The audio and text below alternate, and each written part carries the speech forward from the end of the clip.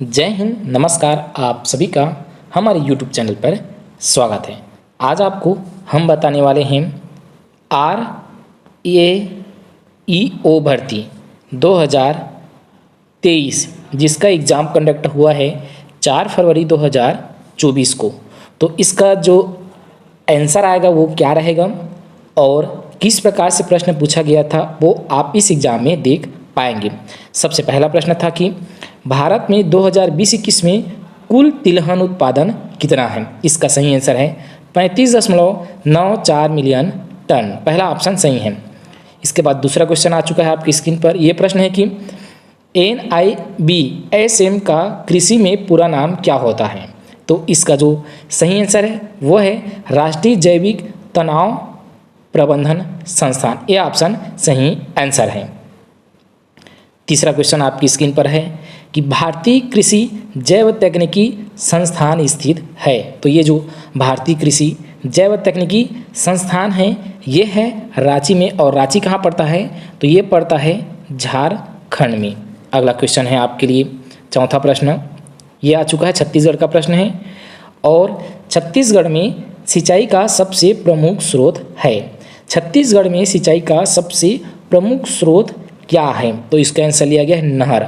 छत्तीसगढ़ में जो सबसे ज़्यादा सिंचाई होता है वो होता है नहर से। उसके बाद आपका पांचवा प्रश्न है और ये प्रश्न है कि वर्ष 2023 से संबंधित है। वर्ष 2023 से संबंधित है कौन सा वर्ष घोषित किया गया है ये यहाँ पर बताना है। तो इसका सही आंसर है अंतर्राष्ट्रीय लघु धान्य वर्ष। सी ऑप्शन इस क्वेश्चन का सही आंसर है। उसके बाद आपका अगला छोटा प्रश्न आ चुका है। ये प्रश्न है कि रॉक फॉस्फेट का प्रयोग किस प्रकार की मिट्टी में किया जाता है। क्या क्वेश्चन है, रॉक फॉस्फेट का प्रयोग किस प्रकार की मिट्टी में किया जाता है। तो इस क्वेश्चन का सही जो आंसर है वो है अम्लीय प्रकार की मिट्टी में किया जाता है। सी ऑप्शन सही है। आपका अगला क्वेश्चन आ चुका है सातवां प्रश्न है कि कमांड क्षेत्र में विकास कार्यक्रम शुरू किया गया है। जी हाँ, कमांड क्षेत्र में विकास कार्यक्रम शुरू किया गया है अर्थात command area development programme issue कब हुआ है। तो इस क्वेश्चन का सही जो आंसर है वो है 1974। बी ऑप्शन इसका सही आंसर लिया गया है।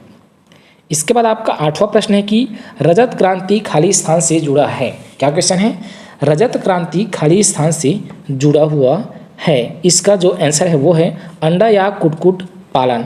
जैसे मछली पालन का क्या करते हैं नीली क्रांति और खाद्यान्न का आपका हरित क्रांति, उसी प्रकार अंडा का जो है रजत क्रांति से संबंधित है। आपका नौवां प्रश्न आपकी स्क्रीन पर आया हुआ है और ये प्रश्न है कि आवरण, ठीक है, आवरण फसल कौन सी है।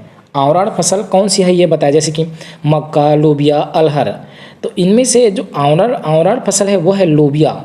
ठीक है, इसको आंसर लिया गया है और क्या होता है इसके बारे में मुझे भी जानकारी नहीं है, लेकिन यही इसका सही आंसर लिया गया है।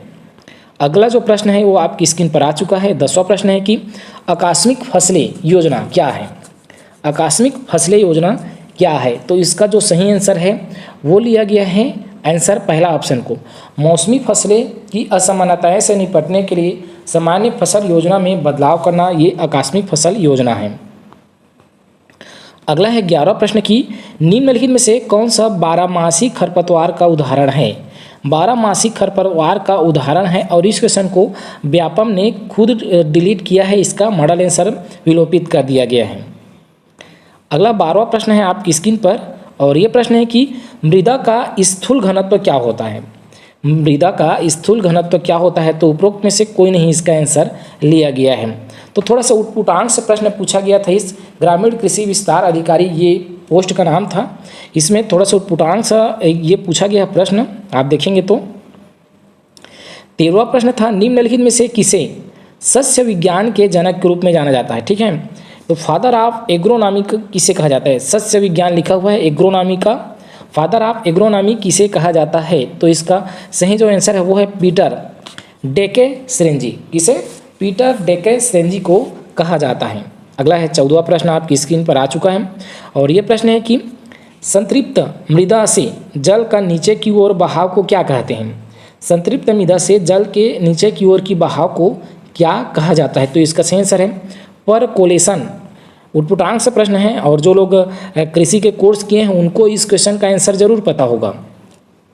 अगला है, मुख्य फसल को प्रकृति की अनिश्चितताओं से बचाने और फसल को सहायता प्रदान करने के लिए उगाई जाने वाली फसल किस्म है। तो उगाई जाने वाली फसल किस्म कौन सा है? तो इसका सही है नर्स फसल। ये क्या फसल भाई? नर्स देख सकते हैं। और पुटांग से प्रश्न आ रहे हैं, जो लोग ये कोर्स किए हैं उन्हीं लोग शायद इस क्वेश्चन का आंसर दे पा रहे होंगे, बाकी लोग तो शायद ही बनाए रहेंगे। तो इसका कट ऑफ बहुत ही कम जाने के चांसेस हैं। धान में मिजाई का मुख्य उद्देश्य निम्नलिखित में से कौन सा होता है? पडलिंग, ये क्या होता है भाई? धान में मचाई का उद्देश्य क्या होता है? तो इसका सही आंसर है मिट्टी से एक अवैध परत बनाना। मिट्टी में एक अवैध परत बनाना होता है। डी ऑप्शन इसका आंसर लिया गया है। अगला क्वेश्चन है कि भारत के योजना आयोग के अनुसार भारत में कितने कृषि जलवायु क्षेत्र मौजूद हैं? तो इसका आंसर हालांकि सरल हो सकता है, 15 कृषि जलवायु क्षेत्र आंसर लिया गया है 15, जो कि बहुत है, ज़्यादा है 15। अगला क्वेश्चन है ये प्रश्न कि छत्तीसगढ़ में धान की किस्में ने जीआई टैग प्राप्त किया है। कौन सी धान की किस्म को जीआई टैग दिया गया है? ये प्रश्न है, ये अगला प्रश्न। और इस क्वेश्चन का सही जो आंसर है वो है ए और सी, मतलब नगरी दुबराज और जीरा फूल, ये दोनों सही आंसर हैं। अगला है 20वां प्रश्न कि बरसीम का बीज दर है। ये क्या बीज दर होता है भाई? बरसीम का बीज दर है। अरे वाह यार, पुटांग से प्रश्न पूछ दिया है और सी ऑप्शन को इसका सही आंसर लिया गया है। अगला है 20वां प्रश्न कि निम्नलिखित में से कौन सा बाजरा पर परजीवी खरपतवार है? बाजरा पर कौन सा परजीवी खरपतवार है? तो डी है स्ट्रिंगा स्प्री, ये इसका सही आंसर है, स्ट्रिंगा स्प्री। अगला क्वेश्चन है कि चिकनी मिट्टी की सांद्रता सामान्यतः प्रतिशत तक विस्तारित होता है। चिकनी मिट्टी की सांद्रता पूछ लिया गया है और इस क्वेश्चन का सही जो आंसर है 40 से 60 है, सी ऑप्शन।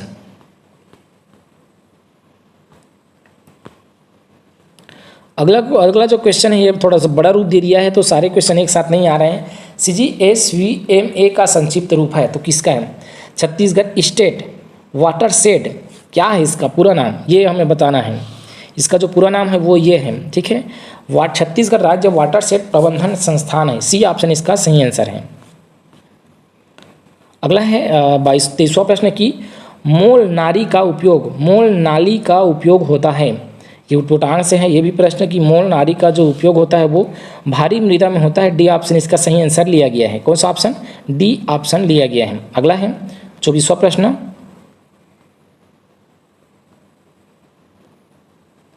और ये प्रश्न है कि FAO विधियों के अंतर्गत परिभाषित संदर्भित सतह के लिए सतही प्रतिरोध का मान होता है। तो इसका जो आंसर लिया गया है वो है ए ऑप्शन 70 सेंटीमीटर। अगला जो है 25वां प्रश्न है और ये प्रश्न है कि निम्न में से कौन सा नमी मृदा की विधि नहीं नापी जाती है? ऐसा कौन सी मृदा नमी मापने की विधि नहीं है? मृदा की नमी को मापने का विधि कौन सा नहीं है, ये पूछा हुआ है। और इस क्वेश्चन का जो आंसर है वो है बी, लाइसीमीटर। इससे मृदा की नमी नहीं है मापी जाती, बाकी से मापा जाता है। अगला उटपुटांग से प्रश्न है ये, और इसको वही लोग बना सकते हैं। अगला है कि चौथाई समय नियम क्या होता है? अरे वाह यार, क्वेश्चन में क्वेश्चन, चौथाई समय नियम क्या होता है? तो इसका जो सही आंसर है वो है कूड़ सिंचाई। ये जो कूड़ सिंचाई होता है या फुरोल सिंचाई होता है वो है चौथाई समय का नियम। अगला है कि मृदा जिसमें कम सिंचाई वाली बारंबारता सिंचाई की ज़रूरत होती है। कम सिंचाई वाली बारंबारता की ज़रूरत होती है, और इस क्वेश्चन का सही जो आंसर है वो रेतीली मिट्टी में कम सिंचाई की बारंबारता की आवश्यकता होती है। डी ऑप्शन सही आंसर लिया गया है। अगला है कि क्रेज शारीरिकी पाई जाती है। क्रेज शारीरिकी ये क्या है? क्रेज टाइप एनाटॉमी फाउंड किसमें पाया जाता है? तो इस क्वेश्चन का सही जो आंसर है वो है ज्वार में पाया जाता है क्रेज शारीरिकी। अगला जो क्वेश्चन है कि बीज सुखाने की प्रक्रिया बहुत अधिक महत्वपूर्ण है ताकि इसमें खाली स्थान बनी रहे। तो बीज सुखाने की प्रक्रिया बहुत ही महत्वपूर्ण होता है। तो क्या बना रहेगा इसलिए बीज को सुखाया जाता है, तो वो है जीवन क्षमता और ओज। ठीक है, जीवन क्षमता और ओज बना रहे इसलिए बीज को सुखाया जाता है। अगला है कि प्रकाश शोषण अधिक होता है। प्रकाश शोषण किसमें अधिक होता है ये बताना है। तो इसका सही आंसर है धान में प्रकाश शोषण अधिक होता है। डी ऑप्शन इस क्वेश्चन का सही आंसर है। अगला है 30 प्रश्न, 31 प्रश्न हो चुके हैं। अगला है 32वां प्रश्न की, और ये 32वां प्रश्न क्या है, वीड वैन का उपयोग खाली स्थान निर्धारण करने के लिए किया जाता है। वीड वैन का उपयोग खाली स्थान निर्धारण के लिए किया जाता है। तो ये वीड वैन का जो उपयोग है वो हवा की दिशा का निर्धारण करने के लिए किया जाता है। क्या? हवा की दिशा का निर्धारण करने के लिए किया जाता है। अगला है कि बरसाती बादल कौन सा है। बरसाती बादल, ठीक है, क्या क्वेश्चन है, बरसाती बादल कौन सा है, तो ये हम निब्रोस्टेटस, क्या है, बरसाती बादल है, क्या है, निब्रोस्टेटस बरसाती बादल है। अगला है ग्लूकोज के एक अणु के निर्माण के लिए कितने केल्विन चक्र की आवश्यकता होती है। इस क्वेश्चन का जो सही आंसर है वो है सी ऑप्शन, 6 केल्विन की आवश्यकता होती है। 35वां प्रश्न है कि चक्रवात का केंद्र एक शांत क्षेत्र होता है, इसे तूफान या खाली स्थान कहा जाता है। इसे तूफान का खाली स्थान कहा जाता है। तो इस क्वेश्चन का सही जो आंसर है वो है नेत्र कहा जाता है। अगला 36वां प्रश्न है कि चावल की फसल से कौन सा ग्रीन हाउस गैस जुड़ी हुई है। चावल की फसल से कौन सा ग्रीन हाउस गैस जुड़ी हुई है। तो इस क्वेश्चन का जो सही आंसर है वो है मीथेन। चावल की फसल से क्या है, मीथेन गैस का उत्पादन होता है। अगला जो प्रश्न है वो है कि तंबाकू इल्ली का वैज्ञानिक नाम है। तंबाकू इल्ली का जो वैज्ञानिक नाम क्या है ये बताना है। तो इसका सही आंसर है स्पोडोप्टेरा लिटूरा। लिटूरा, अरे भाई टूरा है तंबाकू खाते, हम के भाषा में हम लोग ऐसे ही बोलते हैं ना, टूरा है तंबाकू खाते। अगला क्वेश्चन है कि राष्ट्रीय एकीकृत कीट प्रबंधन केंद्र कहाँ स्थित है। राष्ट्रीय एकीकृत कीट प्रबंधन केंद्र कहाँ स्थित है। तो इस क्वेश्चन का सही आंसर है नई दिल्ली में है। डी ऑप्शन सही आंसर है। अगला 39वां प्रश्न आ चुका है कि चना फली छेदक हेलिकोपर अर्मिजेला निम्नलिखित में से किसके गलत है। अरे वाह भाई, क्वेश्चन को पढ़ने में ही पसीना छूट जा रहा है, तो आंसर कैसे लगा पाएंगे। ये आंसर लेपिडोप्टेरा इसका सही आंसर है। 40वां प्रश्न है कि निम्नलिखित में से कौन सा एक जैविक कारक है। क्या है, निम्नलिखित में से कौन सा एक जैविक कारक है। तो इसका सही आंसर है प्राकृतिक शत्रु एक जैविक कारक है। वह विज्ञान जो कीट एवं पर्यावरण के अध्ययन से संबंधित है क्या कहलाता है। वह विज्ञान जो कीट और पर्यावरण से संबंधित है उसे कहा जाता है कीट पारिस्थितिकी। ए ऑप्शन इसका सही आंसर है। अगला प्रश्न है कि निम्नलिखित में से कौन सा अरहर की फली मक्खी मेलाना ग्रोमेजा ओप्टुसा का अंडा देने वाले का स्थान है। अरे वाह भाई, क्वेश्चन है भाई ऐसा क्वेश्चन, फलियों के अंदर, ये सी ऑप्शन इसका सही आंसर है, सी ऑप्शन। तो कैसे कैसे प्रश्न, इस प्रश्न को पढ़ने में ही परेशानी हो रहा है, तो सामान्य कैंडिडेट कैसे बनाएगा इसको, ये भी देख सकते हैं। उत्पुटांक से प्रश्न है। अगला करते हैं, अगला क्वेश्चन, ठीक है। ये क्वेश्चन क्या है, ये क्वेश्चन है कि निम्नलिखित में से कीट फाल आर्मी वर्म की हानिकारक अवस्था कौन सी होती है। हानिकारक अवस्था जो होती है वो होती इल्ली अवस्था। अरे वाह भाई, इल्ली, इल्ली, ये देख सकते हैं कैसा प्रश्न पूछा है। और ये क्या प्रश्न है कि निम्नलिखित में से कौन सा तत्व सबसे बाद में पौधों हेतु आवश्यक पोषक तत्व के रूप में चिन्हांकित होते हैं। तो इस क्वेश्चन का जो आंसर है वो है निकिल। ये आंसर सी ऑप्शन इसका सही आंसर है। और ये देख सकते हैं उत्पुटांक से प्रश्न आया हुआ है इस बार भी। और ये क्या प्रश्न है को मृदा वर्गीकरण के अनुसार विश्व भर की मृदाओं में कितने मृदा कोटि में विभक्त किया गया है। विश्व भर के मृदाओं को कितने मृदा कोटि में विभक्त किया गया है। तो इसका सही आंसर है 12 मृदा कोटि में विश्व भर के मृदाओं को विभक्त किया गया है। 49वां प्रश्न है। 48वां प्रश्न है कि निम्नलिखित में से कौन सा समूह संरचनात्मक पोषक तत्व का है। तो इसका सही जो आंसर है वो है B option, carbon, hydrogen, oxygen. अगला है 49वां प्रश्न की निम्नलिखित में से सबसे हल्का मृदा कण कारक वर्ग कौन सा है। कण कारक वर्ग कौन सा है तो बी ऑप्शन है दोमड़ बुलाई, दोमड़ बुलाई मिट्टी। अगला है 50वां प्रश्न है और भट्टी शुष्क मृदा का इकाई भार प्रति इकाई आयतन क्या कहलाता है। प्रति इकाई आयतन कहलाता है स्थूल घनत्व। ये इस क्वेश्चन को शायद एक बार और पूछा था ऊपर में कि शुष्क मृदा मिट्टी को मापने के लिए किसका प्रयोग किया जाता है तो स्थूल घनत्व। ये तो 50 प्रश्न है। अगले 50 प्रश्न के वीडियो का लिंक आपको डिस्क्रिप्शन बॉक्स में यहाँ पर मिल जाएगा।